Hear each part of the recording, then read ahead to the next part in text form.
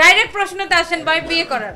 আমার স্বামী আমাকে এত ভালোবাসা দিয়ে গেছে যে আমার আসলে দরকার নাই নতুন করে কোনো সাহসের। আমার অনেক সাহস। আমার ভাইরাল হওয়ার দরকারই নেই। আমাকে যে কোটি কোটি টাকা পেমেন্ট করতে হয়, আমার নিজের পোশাক আমি নিজে পরে প্রমোট করি। সো মানে সবকিছু আমার কি পার্ট অফ বিজনেস। সো এখন এটাতে এখানে কিছু মানুষ নেগেটিভ মন্তব্য করতেই পারে, বাট এটা আসলে আমাকে আগেও থামাইতে পারে না, ভবিষ্যতেও থামাইতে পারে না। ডাইরেক্ট প্রশ্নতে আসেন ভাই বিয়ে করার। আমার স্বামী আগেও সাহস ছিল, এখন আমার স্বামী সাহস। আমার স্বামী আমাকে এত ভালোবাসা দিয়ে গেছে যে আমার আসলে আর দরকার নাই নতুন করে কোনো সাহসের। আমার অনেক সাহস।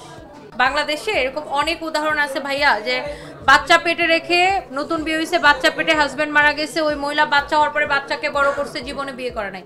অসংখ্য। আমরা শুধু নেগেটিভ উদাহরণগুলো কেন দেখি? যে একজনের 6টা জামাই পাল্টাছে, আমরা ওই উদাহরণটা কেন দেখি? একজনের যে জামাই বাচ্চা পেটে রেখে মারা গেছে, মহিলা যে আর বিয়ে করে নাই, ওই বাচ্চাকে যে বের করে জন্ম দিয়ে তারপরে যে বাচ্চাকে যে মানুষ করছে, পজিটিভ উদাহরণগুলো কেন আমরা দেখি না? আমি পজিটিভিটিটা নিতে চাই, নেগেটিভ কিছু দেখলে আমি ব্লক করে দিই। আমার ভাইরাল হওয়ার দরকার নেই, আলোচনায় থাকারও দরকার নেই, কারণ আমি ভিউ দিয়ে কোনো পয়সাই কামাই না। আমার কোনো ভিউরই দরকার নেই। আমার প্রিমিয়াম ক্লায়েন্ট দরকার, যারা আমার শোরুমে কেনাকাটা করবে, অনলাইনে কেনাকাটা করবে।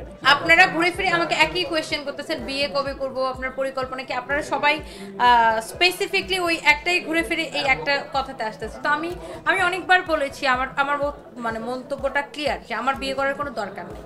যারা কমেন্ট করে নেগেটিভ, ও কিন্তু ওর গন্ডির বাইরে আমাকে কমেন্ট করতে পারতেছে না। ও জানে না যে কিভাবে একটা বিজনেস রান করতে হয়, কিভাবে স্ট্রাগল করতে হয়। ও মনে হচ্ছে তুমি কাজ থামায় বাসায় বসে থাকো, বাট আমাকে যে কোটি কোটি টাকা পেমেন্ট করতে হয়, আমার যে অনেক রেসপন্সিবিলিটিস, তো এগুলো তো আসলে মানে ওরা বুঝে না, বুঝে অনেকে কমেন্ট করে।